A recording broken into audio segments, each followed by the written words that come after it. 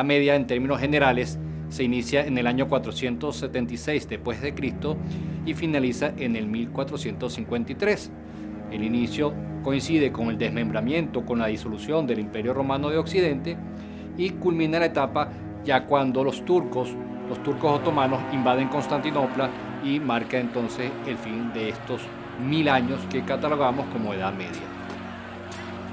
Es bueno recordar que cuando hacemos los periodos en la historia, las transiciones son procesos que se dan de manera muy lenta, es decir, no podemos entender nosotros que en la Edad Media, desde el año 476 después de Cristo, ya las características cambiaron. Pues no, las características de la antigua y las propias que van surgiendo en el 476, que son la Edad Media, van a coexistir durante décadas y en algunos casos durante siglos, porque es simplemente una manera, estas facetas o etapas de la historia, para acercarnos mejor al pasado y poder comprenderlo de una manera más efectiva.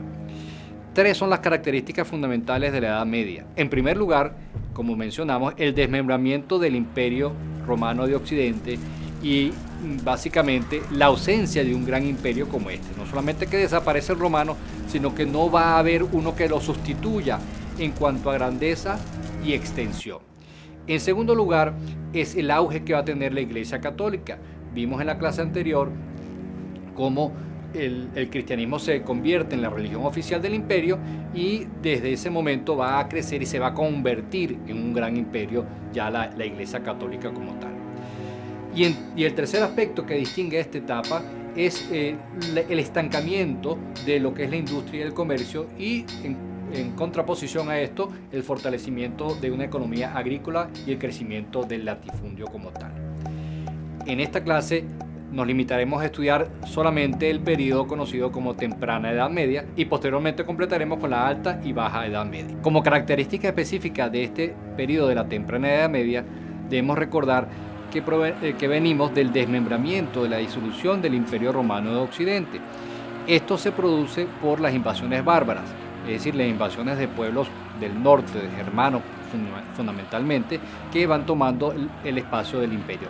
Claro está, el imperio ya venía en decadencia y las invasiones bárbaras no son más que la última estocada a ese gran esplendor del imperio romano. De este periodo también debemos resaltar que hay como característica de las relaciones políticas y las relaciones sociales, un fuerte nexo de dependencia. Es aquí en este momento de la historia donde se crea la figura del señor feudal y del siervo, y entre ellos hay una relación de dependencia que es lo que va a permitir el avance de, en este caso, la Europa.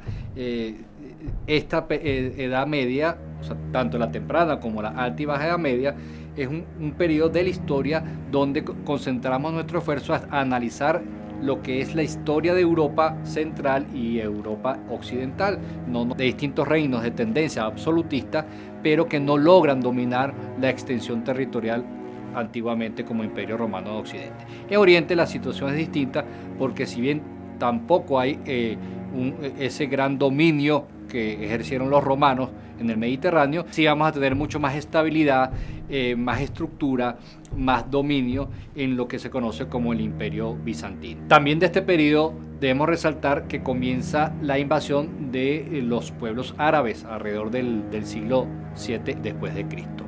Esto va a ser tremendamente importante porque someten a varios pueblos de Europa e inclusive constituyen califatos, es decir, dominios árabes en Europa.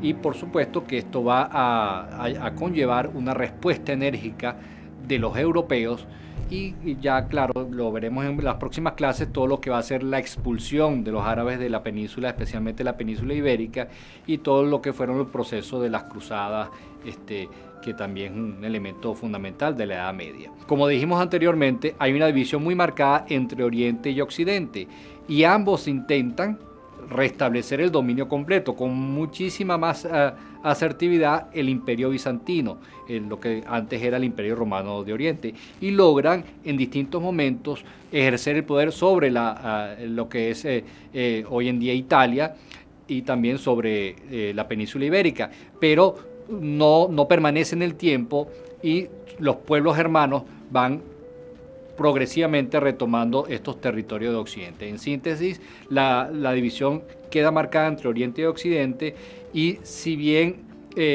Oriente logra tener éxitos políticos y militares sobre Occidente, no permanece por mucho tiempo, y lo que va a prevalecer en el Occidente son distintos reinos que van a ser antagónicos unos con otros y no logran establecer una hegemonía como tal. La religión, si bien se había convertido en un elemento unificador del Imperio Romano, comienza a tener rupturas, especialmente en el Imperio Romano de Oriente, en el Imperio Bizantino.